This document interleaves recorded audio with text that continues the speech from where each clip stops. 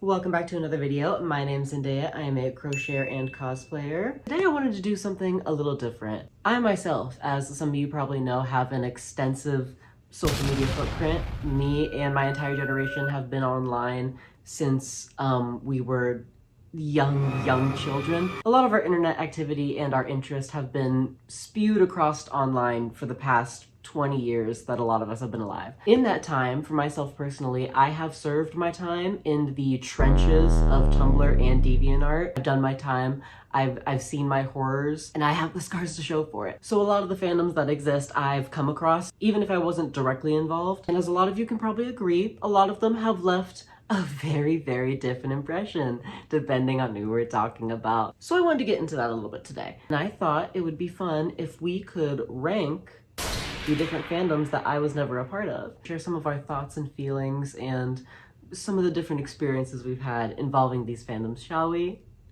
I've got my iPad here. We've got it all set up. So the tiers that we have set up here, we have in S tier, we have Blessings on You, My Darling Girl. This is the real of the real. The ones that can really hang, the ones that are really fucking about it, the ones who have never caused drama willy-nilly, the ones who have really been there for a bit. Like, that's just the homie. That's just the homie straight up. There ain't nothing more I can say about her. Tier A, we have Kiss on Your Little Forehead. Not exactly bestie, but we can appreciate your existence. We're glad that you're here. We're glad that you can sit at the table. Glad to have you around. You've done your service, and I'm glad that you're here with us today. In B tier, we have You Can Hang If You Can Behave. Some of these never really caused an issue. As we all know, every group has their stragglers. Everyone has someone who's just a little rambunctious. So like, if we can keep it cute, y'all can say we're fucking with it. C tier, we have No Thank You, I'm Full. Oh no, please. I just ate before I came here. No, I couldn't, please. No, no, really, it's okay. No, really, it's fine. No, really, it's fine. It's okay. It's fine. It's okay. We're good. In D tier, we have Restrictions Are in Order. It's like, baby, you're not in trouble. Hey, baby, you're not in trouble. You're not in trouble. For the safety of you, for the safety of everyone else, we're just gonna take some things away. We're just gonna keep you to yourself for a little bit. We're just gonna try to get this worked out, okay? Okay? Yeah, it's okay. Okay. And then F tier in the last, some of y'all should be in jail. There's no other way to put it. Some of y'all have done crime in the name of yaoi. Some of the things that I've seen happen in fandom spaces, it should be illegal. There should be divisions of investigation teams that specifically deal in fandom related crime, because some of y'all are out here making cultural moments and not in a good way. Not in a good way, babes. Now that we have all the tiers listed out, let's go ahead and get into it, shall we? All right, starting off strong, we have the Voltron fandom.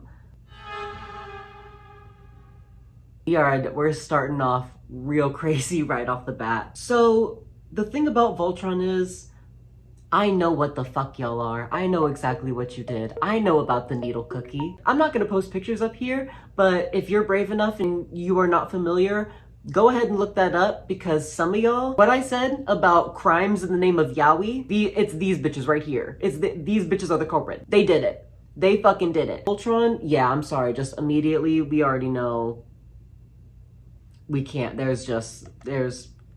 We know what has to happen here. Next up, we have the Marvel Universe. This is probably the one that I have the most familiarity with. Unfortunately, just a part of trans femme upbringing is Spider-Man bed sheets. I think that's just kind of a canon event that a lot of us go through. So I've dabbled. I had my time, throughout the early 2010s, early 2010s. But around then, I started to see y'all take a turn. Y'all started to take a turn a little bit, and it got a little fucking crazy. I'm gonna try not to hold y'all accountable for what the writers and the creators of the series are doing. That's not necessarily on y'all. Y'all get played too easy. Some of the shit that I've been into, I don't have much room to talk.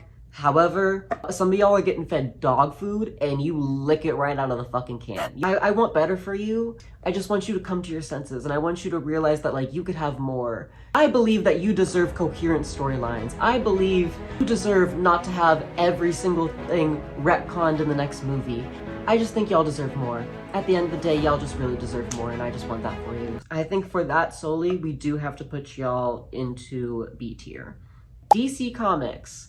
DC Comics, another one that I have a little bit of familiarity with, but not nearly as much. So the thing about DC Comics is, fortunately, not to get binary here, but the girls that I've met are usually super fun and cunty, just unfortunately someone has hurt y'all. I don't know who did it, and I'm so sorry for whatever you went through, but like, there is pain here. And then the guys are all either stupid or racist or both. So, you know, real great crowd that we're working with, I'm sure. I'm real sure. From what I've seen, to be honest, I'm not impressed. Again, for the girls, love and light. For the men,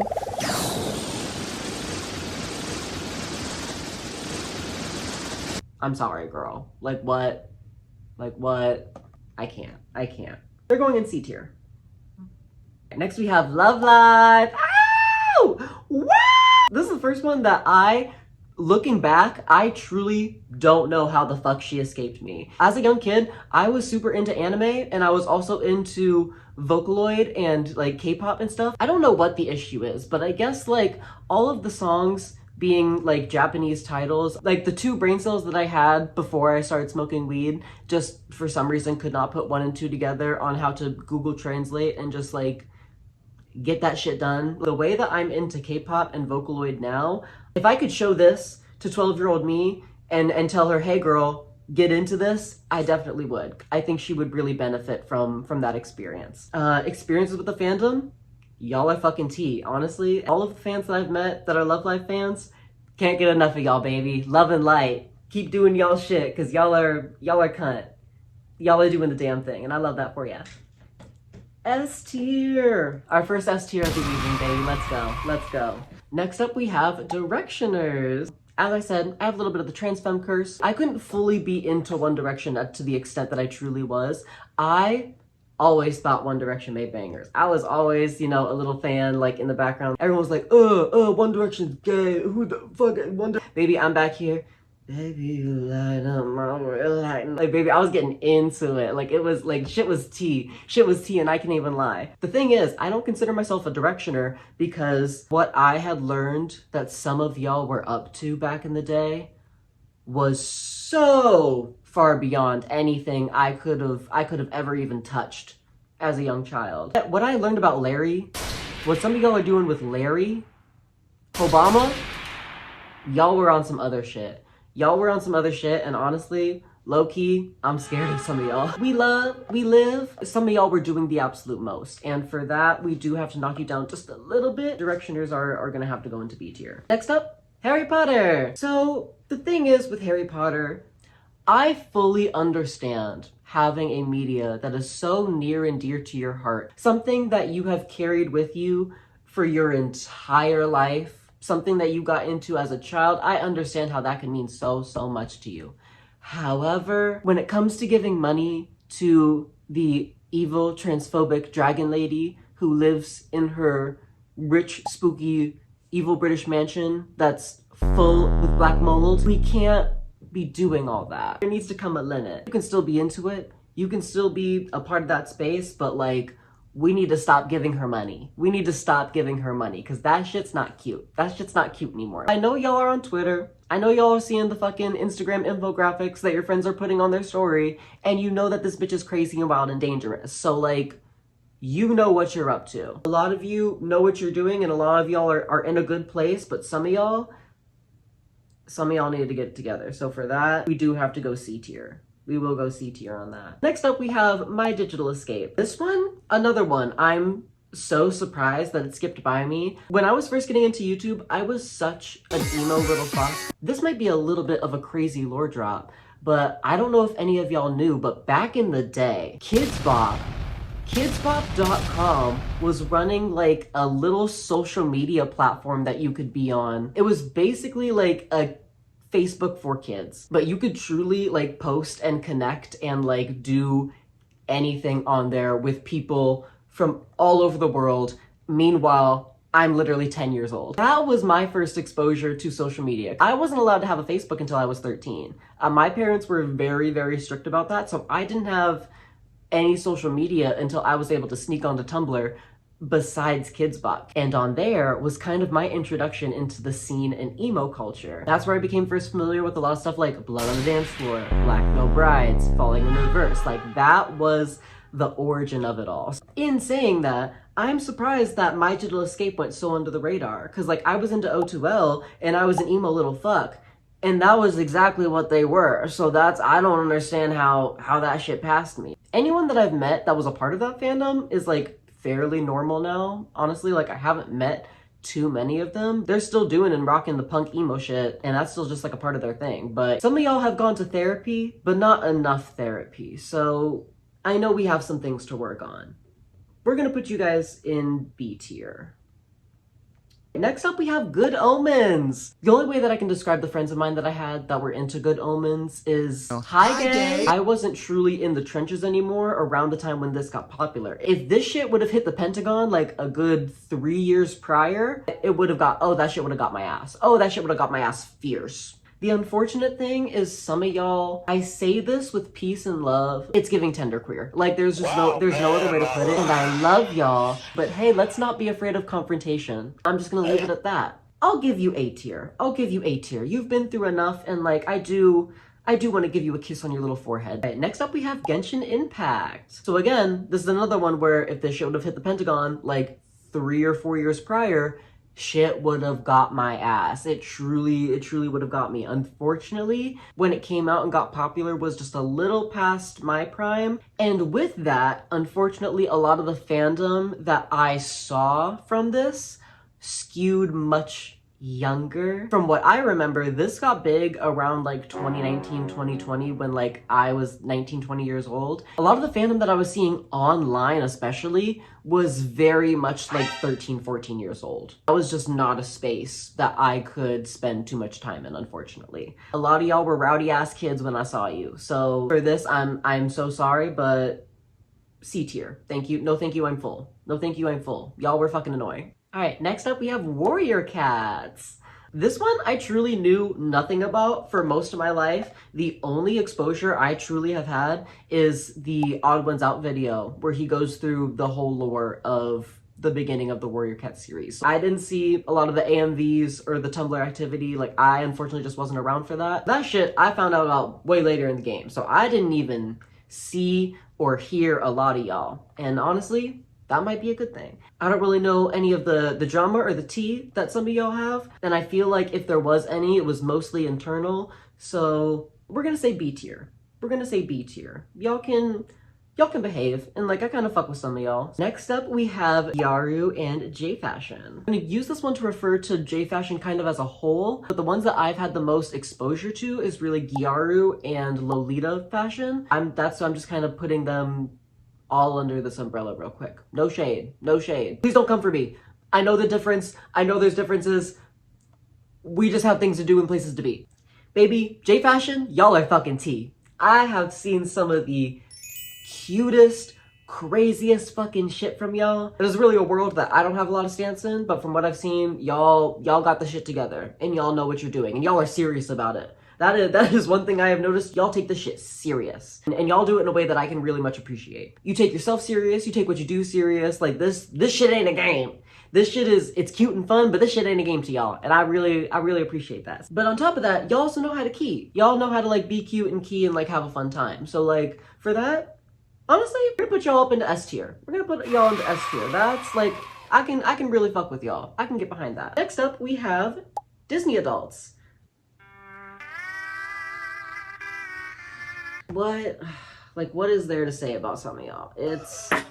So I understand where y'all are coming from. However, some of y'all are too much. Peace and love. Again, peace and love. Some of y'all just need to like, hey, please.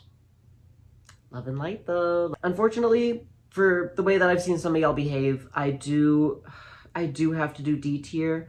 Again, baby, you're not in trouble. Hey, baby, you're not in trouble. You are not in trouble. I just think we need to take some things away. I just need to take some away. You can keep your Mickey ears. You can keep your Mickey ears. We also do not need to do the proposals at Disney World anymore. If that's a near and dear important thing to you and your partner, sure. Like, live your life. But like, if you are just a man who has no better plan, you couldn't come up with anything else. You couldn't come up with anything else than the Disney trip that you're taking with your fiance's family. You couldn't pick any other time or put together any other event to symbolize the love and relationship of you and your fiance that you have been with for presumably years at this point. At least I'd hope so. I hope we're getting engaged after years. That's a whole nother conversation that we're not gonna have for right now. But you should know better. You should know better.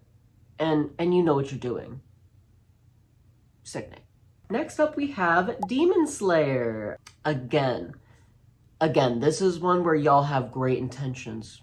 I know y'all have the best of intentions. However, the way some of y'all act in public is fucking foul. I do unfortunately blame COVID for this. I do think part of it is just unfortunately younger demographic didn't get the social skills that they needed at the primest time of their life. And we need to stop giving online attention to these people who go in and act a fool. We don't need to give them the gratification of giving them the attention that they oh so crave when they go out in public and act a fucking fool and then record it and post it on TikTok. We as a society, we as a culture, we as a nation, I feel like we can do better. We need to evolve. We need to evolve as a society. To put it concisely, love some of y'all, but a lot of y'all act a fucking fool. So for that, again, we do have to go D tier.